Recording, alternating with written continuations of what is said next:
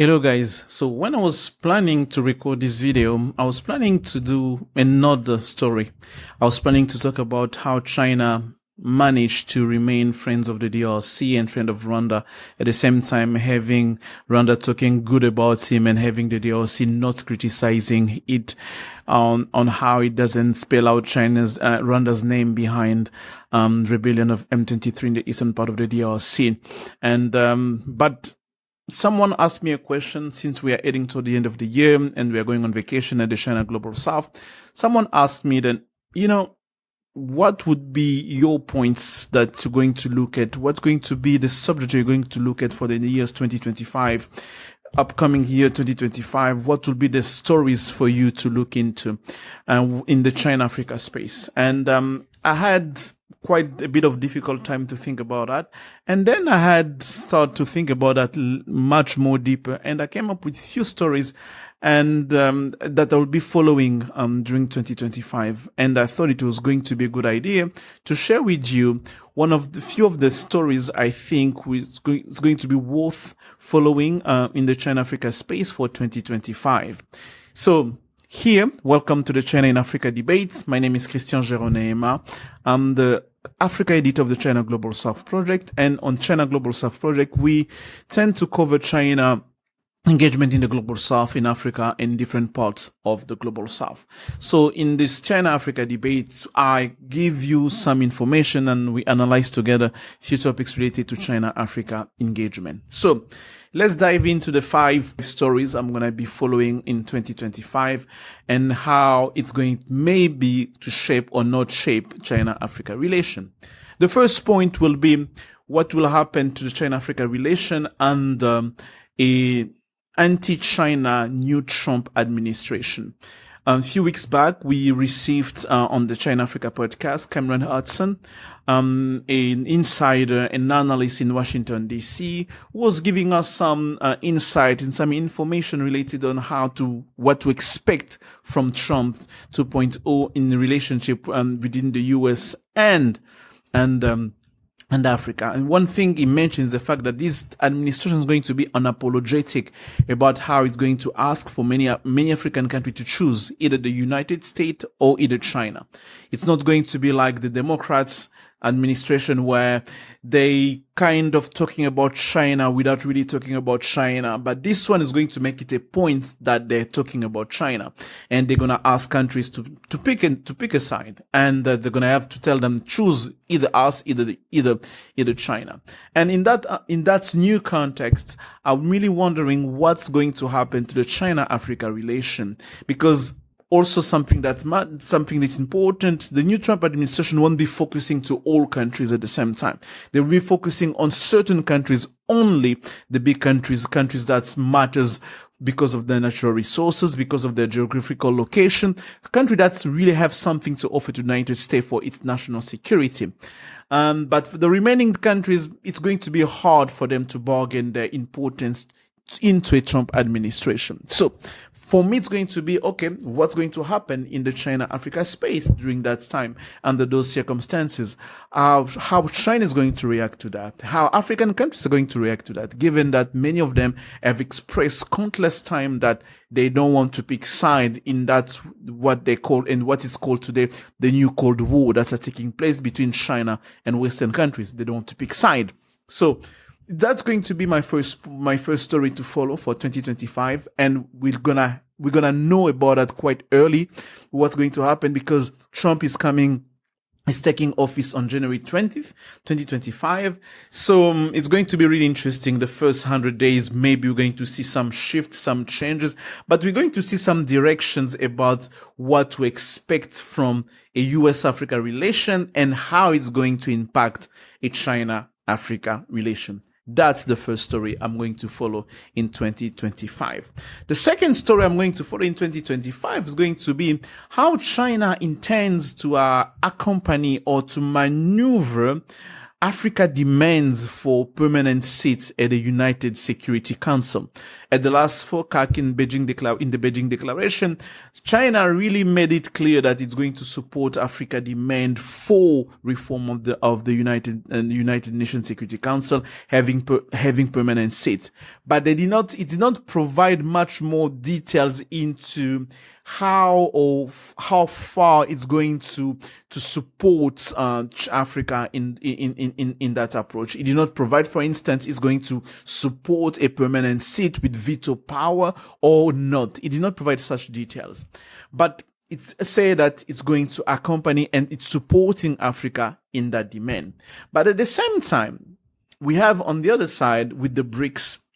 And what we've learned in last September during the meeting in New York of Foreign Affairs Minister of the BRICS, we've learned that upon additions of new members of the BRICS in South Africa, a condition was given to them. It was given that we are integrating you in the BRICS with the condition that you are going to support South Africa, Brazil, and Indian claims for a permanent seat at the United Nations Security Council.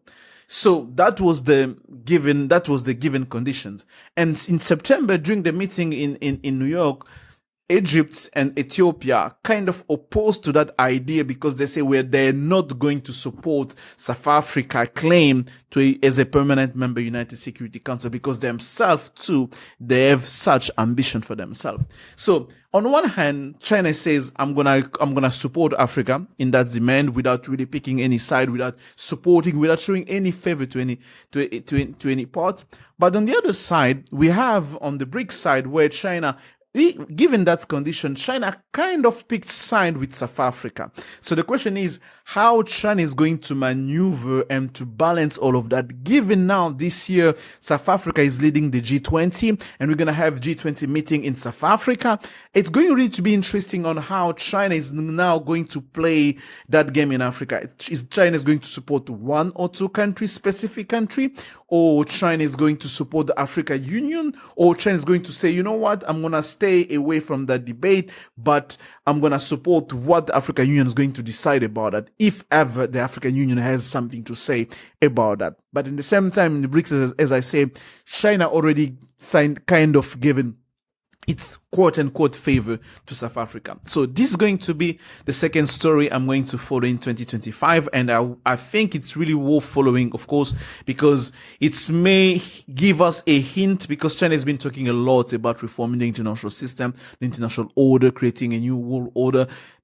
In all that narrative, China needs to provide a credible offer to Africa on the table, that in that world, in that new system it's promoting, it wants to promote that Africa has something to say. Africa's going to have a seat at the table. So it's going to be interesting to see how China is going to maneuver that. So third story I'm going to follow is going to be the TAZARA story, the Tanzania-Zambia railway story. I've covered that extensively in 2024. We've talked about it. We've compared it in the geopolitical space where we looked at it side by side with Lobito corridor. So we know that there was a $1 billion that was announced by Chinese to support the TAZARA refurbishment. There was negotiation that started last year. The MOU was signed during the FOCAC in September in Beijing. But since then, there's no final agreement signed yet. Since May, we've been hearing it's going to be soon. FOCAC came, they send the MOU soon, October, November, still nothing. So the fact that it's taking so long, it means that there are still some roadblocks that each party has to go through. There are some disagreement, of course, surely some disagreement, and financial structure that needs to be put in place to be able to see how China is going to maneuver all of that. So I'm going to follow on 2025 how. And even if the TAZARA is going really to go on China's side, I still believe it's going to go on China's side because, Xi Jinping was there and they really show the willingness to really work on that. So, but the details of it is going to be interesting to follow, especially in the context of the Lobito corridor on the other side, on the Atlantic. And all of that, you put it now on the context of the first point I've mentioned, the China-Africa relation under a anti-China Trump administration with its relationship with Africa. All of that's going to be in a kind of, in that sphere. So the TAZARA story, how it's evolving. Are the Tanzanian, Zambians, and China going to sign the final agreement? Is the money going to be disbursed? How, when, and how it's going to happen? So this is going to be my third story. Talking about money, this is going to be my fourth story, where Chinese lending is going to go in 2025. Because last year in 2023, we saw a rebound of Chinese loans coming back to Africa, because in 2022 it was like less than $1 billion. This in 2023 it was around 4.6 billion. So we see that China's lending in Africa is taking back up again. So are we going to see the same trend in 2025? What's going to be the sector where the Chinese money is going to go? In 2024, we saw a lot of money going into banking systems and regional bankings and also national banking. We saw also a bit of money going, quite 900 million going into hydropower project. And we know out of FOCAC that China is going to put 10 billion in terms of loan. We also know that they're talking about small and beautiful. So how the Chinese lending is going to be shaped during 2025 is it going to shape and follow the trend of smart and beautiful? And are we going to see really what the small and beautiful is going to look like in 2025? This is going to be, for me, my fourth story I'm going to follow in 2025. So my last story, the fifth and last one, will be, of course, critical raw material. This is a topic that I've been following for years. I've been writing about it. So we're gonna have to look at how China is going to now to react to all those demands that African countries have been making about local value chain of critical minerals. In Zimbabwe, China has been now answering kind of timidly, with spodumene concentrators built in Zimbabwe. They're also working on doing something similar in Namibia with Sinfang investment, also doing the same thing in Mali with Gangfang. They're also doing the same in Nigeria.